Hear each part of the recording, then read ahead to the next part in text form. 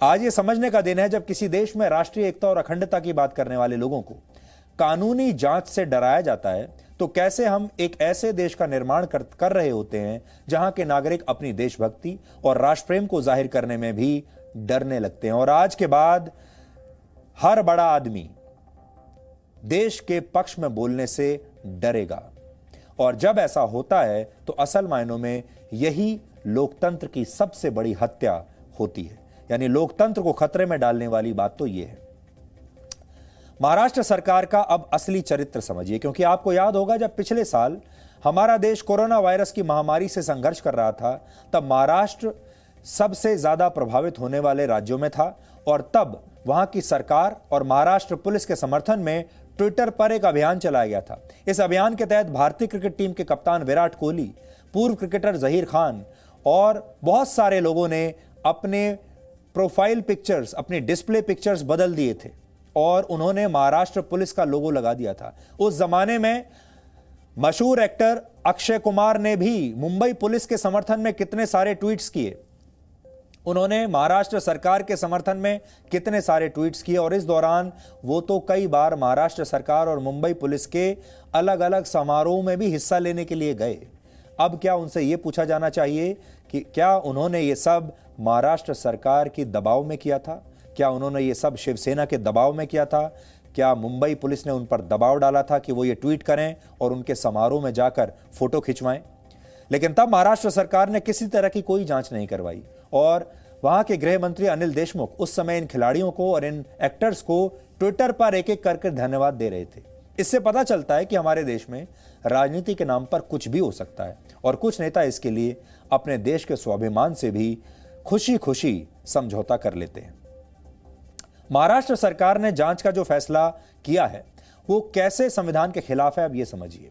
इसे कुछ पॉइंट्स में समझिए। पहली बात, इस तरह की जांच पूरी तरह से असंवैधानिक है, और ये सीधे सीधे उन लोगों के मौलिक अधिकारों का उल्लंघन है जिनके खिलाफ जांच की बात कही गई है। इसलिए हम उन सारे लोगों से आज ये कहना चाहते हैं, अगर सचिन तेंदुलकर हमें देख रहे हैं, अगर लता मंगेशकर हमें देख रही हैं, अगर अक्षय कुमार हमें देख रहे हैं, अगर विराट कोहली हमें देख रहे हैं, या और जितने बड़े लोग जिन्होंने ये ट्वीट किया है वो हमें देख रहे हैं, तो उनसे हम ये कहना चाहते हैं, डरने की, घबराने की जरा भी आवश्यकता नहीं है। और वो इसलिए क्योंकि ये पूरा की पूरा मामला असंवैधानिक है और ये गैर कानूनी है। उनका कोई कुछ नहीं बिगाड़ सकता। दूसरी बात, सुप्रीम कोर्ट ने राइट टू प्राइवेसी को मौलिक अधिकार बताते हुए स्पष्ट किया है कि कोई भी व्यक्ति किसके कहने पर ट्वीट करता है और किससे क्या सलाह लेता है, यह राइट टू प्राइवेसी के अधिकार के अंदर आता है। यानी किसी भी सरकार को यह जानने का अधिकार नहीं है कि देश के नागरिक किसके कहने पर और किसकी सलाह से ट्वीट कर रहे हैं या कुछ लिख रहे हैं। यह उनका मौलिक अधिकार है, और महाराष्ट्र सरकार ने जांच का जो फैसला लिया है वो इस अधिकार का उल्लंघन है। तीसरी बात, भारत के संविधान के अनुच्छेद 19 के तहत लिखित और मौखिक रूप से सभी नागरिकों को अपने विचारों और मत को प्रकट करने की अभिव्यक्ति है। हालांकि अनुच्छेद 19 के खंड 2 से खंड 6 में यह भी लिखा है कि अभिव्यक्ति की आजादी का अधिकार निरपेक्ष नहीं है, यानी ये असीमित नहीं है, इसकी भी कुछ सीमाएं हैं और इसके प्रति नागरिकों की भी कई जिम्मेदारियां हैं। लेकिन इनमें कहीं यह नहीं लिखा कि देश का समर्थन करना अभिव्यक्ति की आजादी के दायरे में नहीं आता। हमारे देश का संविधान भारत के 135 करोड़ लोगों को देशभक्ति की पूरी आजादी देता है, लेकिन राजनीति इस अधिकार को खोखला कर देना चाहती है, और जब ऐसा होता है तो देश को असंवैधानिक फैसलों से गुजरना पड़ता है, जैसा कि आज हो रहा है। इसलिए यह बात बिल्कुल अलग है कि किसने किसकी सलाह पर किसके कहने पर ट्वीट किया है। ये उनका पूरा अधिकार है। ये सारे लोग अच्छी तरह से समझते हैं वो क्या लिख रहे हैं। सब बड़े लोग हैं, सब समझदार लोग हैं। इन्हें कोई फोर्स नहीं कर सकता, इन्हें कोई मजबूर नहीं कर सकता कि ये क्या लिखेंगे, और सब ने भारत के लिए अच्छी बात ही लिखी है। इस तरह के फैसलों से यह भी पता चलता है कि हमारे देश के कुछ नेताओं का बस चले तो शायद वो रिहाना और ग्रेटा थनबर्ग जैसे लोगों को भारत रत्न से सम्मानित कर दें, क्योंकि ऐसा करना उनकी राजनीति को सूट करता है। इसलिए आप सब लोग, जैसे आज के दिन के लिए आपने कल्पना भी नहीं की होगी, अब जो अगला विषय है जिस पर आपने शायद कल्पना न की हो, वो विषय यही होने वाला है कि अब आप अपने आप को तैयार कर लीजिए मानसिक रूप से कि एक दिन आप इसी राष्ट्रपति भवन में, हो सकता है रिहाना को राष्ट्रपति से, भारत रत्न का पुरस्कार लेते हुए देखें।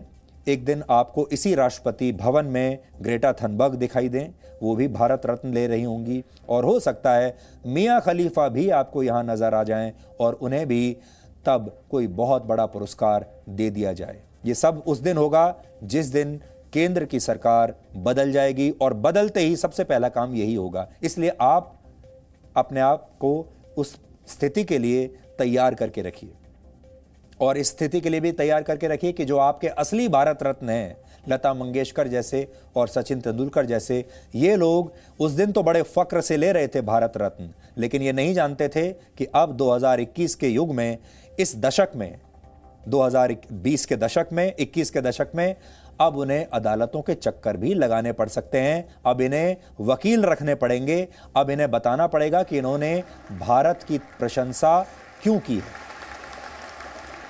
इस विषय पर आज केंद्र सरकार की तरफ से प्रतिक्रिया आई है। इसके अलावा कई विपक्षी पार्टियों ने भी इस पर अपनी राय रखी है, और महाराष्ट्र सरकार ने भी जांच के फैसले का बचाव किया है। आपको ये सारे पक्ष आज हम सुनवा रहे हैं। भारत के जो अलग अलग फील्ड के जो नामचीन लोग हैं, हमारी लता दीदी है, हमारे सचिन तेंदुलकर साहब है, अक्षय कुमार जी है, नेवाल, ऐसे अनेक जो अपने अपने फील्ड में जिनका नाम है, जिन्होंने भारत का नाम रोशन किया अपने अपने फील्ड में, ऐसे जो सभी सेलिब्रिटीज है, उनकी भी ट्वीट आई है। खैर ये अपनी इनकी तो खुद की सोच है, उनको और सभी जो सेलिब्रिटी उनको अच्छी तरीके से जाना है, लेकिन जिस प्रकार से टाइमिंग जो है और इस प्रकार से किसी दबाव के कारण ये सब ट्वीट आई है क्या, खास करके साइना नेहवाल और अक्षय कुमार की ट्वीट जो एकदम सिमिलर ट्वीट है, इस प्रकार की ट्वीट, उसमें कोई एक लव भी इधर से उधर नहीं है। तो इस प्रकार से कुछ इनको ऐसी प्रकार की ट्वीट एक ही टाइम सबको करने के लिए मजबूर किया गया क्या, इसके बारे में जरूर जांच हम करेंगे। हमारी इंटेलिजेंस एजेंसी है,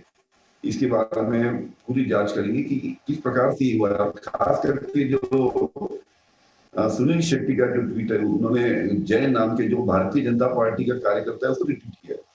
मतलब ये सब कुछ जताता है कि अलग एंगल से एक ही टाइमिंग पे और लाइन ऑफ एक्शन एक ही जैसी देने की कोशिश यहाँ पे की गई, ऐसा लगता है।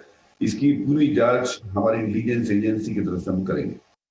लता दीदी, सचिन तेंदुलकर, इनका कहना कि भारत अपनी एकता को अखंड रखते हुए सारे विश्व को अपनी एकता का परिचय दे, यह ट्वीट करना क्या अपराध है? मां भारती के साथ खड़े होना क्या अपराध है? किस बात की जांच करेगी महाराष्ट्र की सरकार?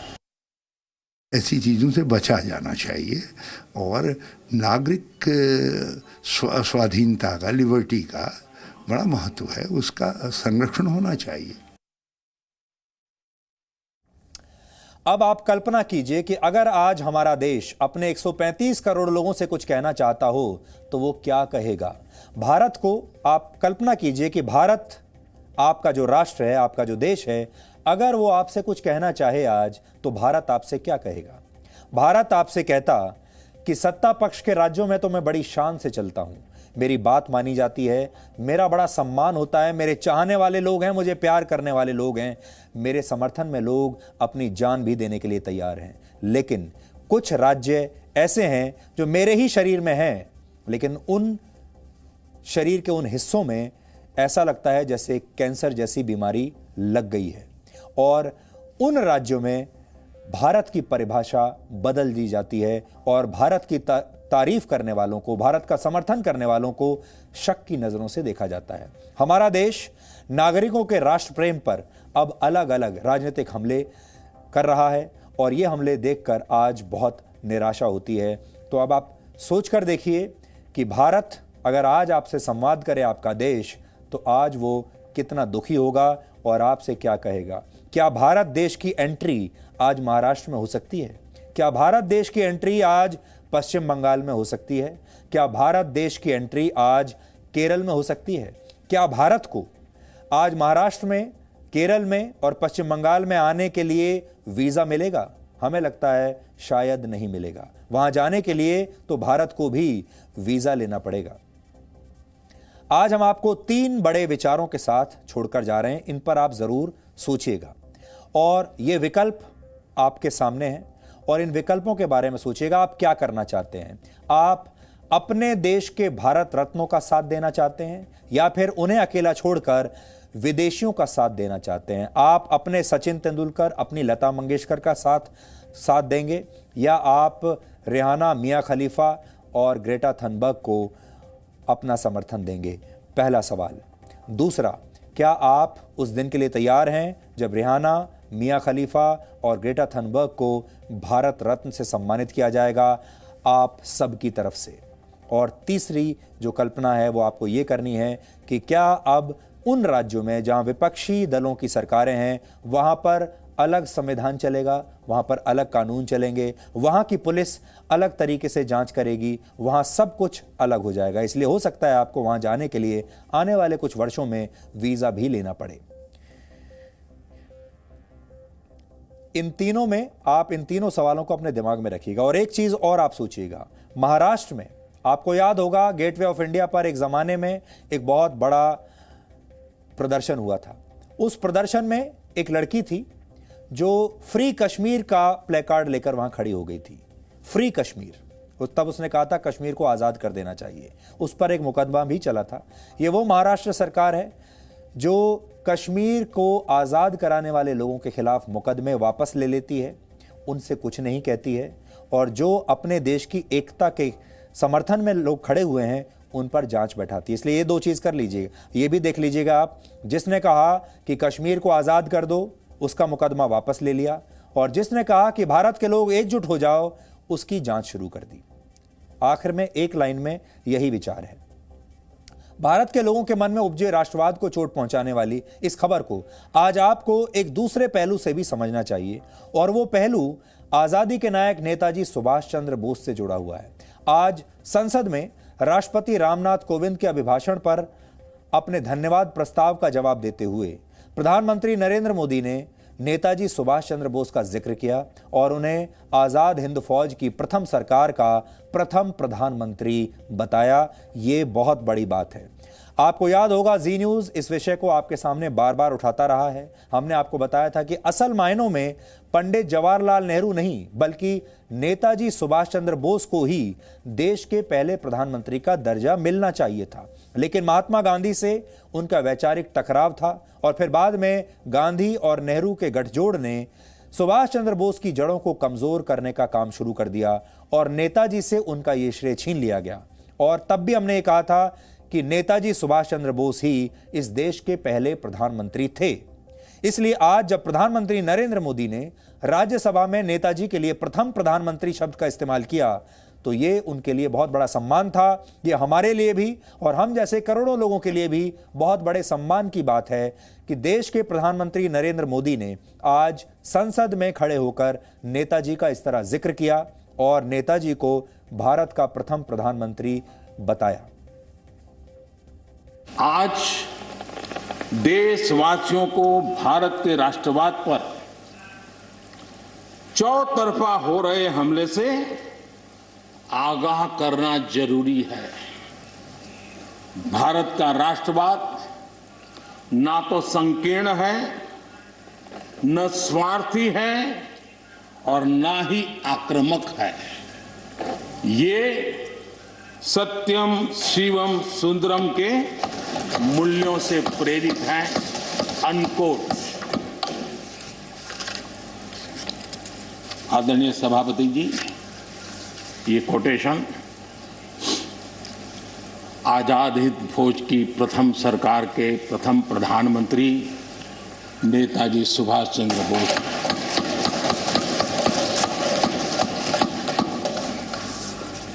और संयोग है कि 125वीं जयंती आज हम मना रहे हैं। लेकिन दुर्भाग्य इस बात का है कि जाने अनजाने में हमने नेताजी की इस भावना को, नेताजी के इन विचारों को, नेताजी के इन आदर्शों को भुला दिया और उसका परिणाम है कि आज हम ही हमको कोसने लग गए। तो आपने देखा होगा जब हम आज़ाद हुए तो उसके बाद हमारे दरबारी इतिहासकारों ने, हमारे दरबारी पत्रकारों ने, उनकी जिम्मेदारी थी कि वो आप तक सही बात, सही जानकारी पहुंचाएं। लेकिन उन्होंने नेहरू और गांधी के विचार तो आप तक पहुंचाए, उनकी विचारधारा आप तक पहुंचाई, लेकिन उन्होंने नेताजी सुभाष चंद्र बोस की विचारधारा आप तक नहीं पहुंचाई। और हम पहले दिन से ये बात कहते आए हैं कि नेताजी सुभाष चंद्र बोस ही आज़ाद भारत के पहले प्रधानमंत्री थे। पहली बात तो ये है जिसको कि हमारे दरबारी इतिहासकारों ने कभी भी आप तक पहुंचने नहीं दिया। दूसरी बड़ी बात यह है कि ये कल्पना कीजिए कि 1947 में अगर नेताजी सुभाष चंद्र बोस जिंदा होते, यानी अगर वो यहाँ होते, ये तो कहना मुश्किल है कि उस समय वो जिंदा थे या नहीं थे, क्योंकि जिस तरीके से वो अचानक से गायब हुए उसके पीछे भी एक बहुत बड़ी हमें लगता है कि साजिश रही होगी। लेकिन अगर वो 1947 में होते, यहीं भारत में होते, तो क्या उन्हें भारत का पहला प्रधानमंत्री नहीं होना चाहिए था? और क्या ऐसा हुआ कि जब वो अचानक से गायब हुए तो जवाहरलाल नेहरू भारत के प्रधानमंत्री बन गए? और ये भी हो सकता है कि इस बात की योजना, इस बात की प्लानिंग बहुत पहले से ही चल रही हो कि पहला प्रधानमंत्री कौन बनेगा, नेहरू बनेंगे या नेताजी सुभाष चंद्र बोस बनेंगे। जबकि नेताजी सुभाष चंद्र बोस बनेंगे नहीं, वो तो बन चुके थे। जब उन्होंने आज़ाद भारत में पहली बार तिरंगा लहरा दिया था, जब उन्होंने आज़ाद भारत की पहली सरकार का गठन कर लिया था, जब उस सरकार के वो प्रधानमंत्री बन गए थे और दुनिया के 11 देशों ने उन्हें मान्यता भी दे दी थी, तो फिर हम कैसे ये कह सकते हैं कि वो हमारे पहले प्रधानमंत्री नहीं थे? लेकिन तब भी आपको इतिहास की किताबों में, आपको स्कूल में, कॉलेजों में हमेशा यही पढ़ाया गया कि वो प्रधानमंत्री नहीं थे, हमारे पहले प्रधानमंत्री जवाहरलाल नेहरू ही थे। और आज भी जब भी आप कोई परीक्षा देने के लिए जाएंगे, कोई इंटरव्यू देने के लिए जाएंगे और आपसे ये सवाल पूछा जाएगा कि देश का पहला प्रधानमंत्री कौन था, और अगर आपने ये कह दिया कि नेताजी सुभाष चंद्र बोस थे, तो आपके सारे नंबर काट लिए जाएंगे।